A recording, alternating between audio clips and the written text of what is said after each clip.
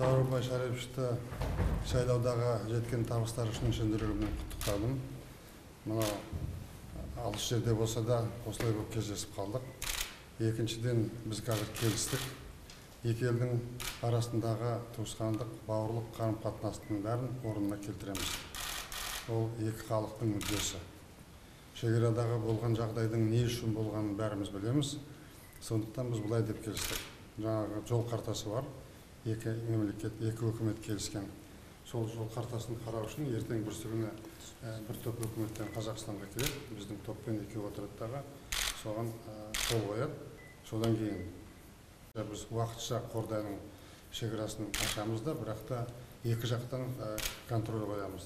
Қазақстаннан да, Қырғызстаннан да Евразестен 3 адам әрбір жүкті қарайды, бірақ өткізе беретін болды.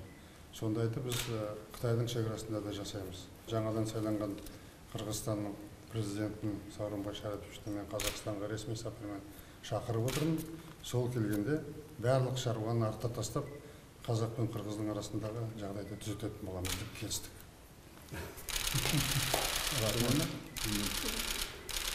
Біз урматтуу Нурсултан Абишевич менен сүйлөштүк. Мен рахмат айттым. Мага жөнөткөн куттоосу боюнча абдан жакшы тилектер жөнөттү Нурсултан Абишевич. Мен Нурсултан Абишевичке дагы чын ден соолук, ишин ийгилик каалайм. Биздин казак боордош элибизге жакшылыктарды каалайм. Анан биз болгон проблемалар боюнча көп нерсени сүйлөштүк.